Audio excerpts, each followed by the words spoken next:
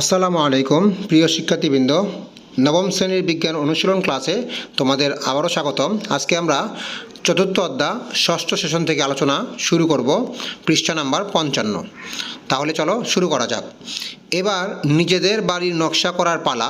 দলে বসে আলোচনা করে নিচের সিদ্ধান্তগুলো নাও। কি কি উপাদান ব্যবহার করা হবে? এখানে আমরা লিখব এখানে কি কি উপাদান ব্যবহার করা হবে। 1 নাম্বার প্লাস্টিকের শক্ত পাইপ, 2 নাম্বার শক্ত কাগজ বা ক্যালেন্ডার, 3 নাম্বার আঠা বা অথবা গাম, 4 নাম্বার হেক্সো ব্লেড, 5 নাম্বার কাঁচি এবং 6 নাম্বার পিন ইত্যাদি। তারপরে চলে যাব আমরা 56 পৃষ্ঠায়। কী ধরনের ডিজাইন করলে তা বাংলাদেশের প্রেক্ষিতে সবচেয়ে পরিবেশ বান্ধব ডিজাইন হবে? তাহলে এটা উত্তর আমরা লিখতে পারি এখানে, বাড়ির নকশা বা ডিজাইন তৈরির সময় খেয়াল রাখতে হবে যেন উপকরণগুলো বাংলাদেশের জলবায়ু, ভূপ্রকৃতি, তাপমাত্রা ও পরিবেশের অনুকূল কিনা। এই কাজে পরিবেশ সুরক্ষাকারী উপাদান ব্যবহার করতে তা সবচেয়ে পরিবেশ বান্ধব হবে। যেহেতু বাংলাদেশে প্রচুর পরিমাণ বৃষ্টিপাত হয়, তাই বাড়ির নকশা তৈরি করার সময় 2 পাশে ঢালু রাখব। বাংলাদেশ উপকূলীয় অঞ্চলে অবস্থিত হওয়ায় এখানে মাটি, বাঁশ ও কাঠ ইত্যাদি ব্যবহার করতে হবে। বাড়ির নকশায় বাড়ির দরজা বা মুখ দক্ষিণমুখী করতে হবে। যেহেতু বর্ষা মৌসুমে অনেক বেশি বৃষ্টি হয়, তাই বৃষ্টির ফোঁটা যেন ঘরের দেওয়ালের কোনো ক্ষতি না হয়, এজন্য বাড়ির নকশায় ঘরের চাল একটু বড় রাখতে হবে এবং বাইরে একটু বারান্দা রাখতে হবে। এটা গেল। তারপরে আমরা এখানে কিছু লেখা আছে, পড়তে পারি।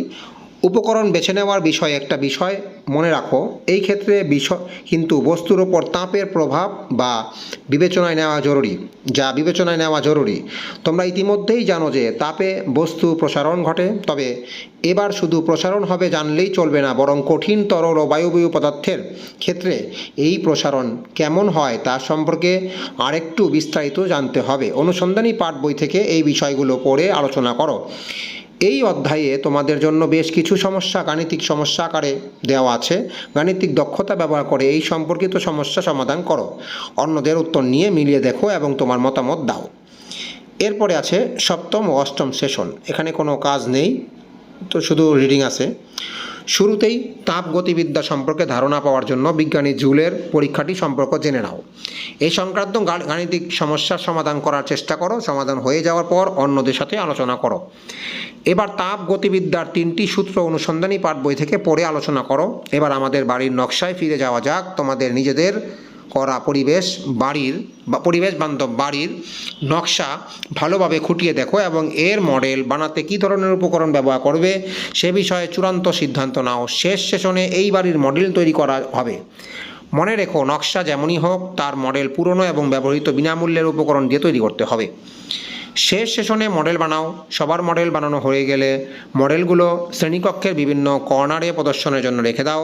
কেন তোমাদের নকশা সংক্রান্ত বিভিন্ন সিদ্ধান্ত নিয়েছো তা অন্যদের কাছে ব্যাখ্যা করো। এরপরে আমরা চলে যাব পরবর্তী পেজে একদিনে পৃথিবীর ইতিহাস, অর্থাৎ পরবর্তী অধ্যায়। তো পরবর্তী ভিডিওতে আমরা এই অধ্যায় থেকে শুরু করব আলোচনা, 58 পৃষ্ঠা থেকে।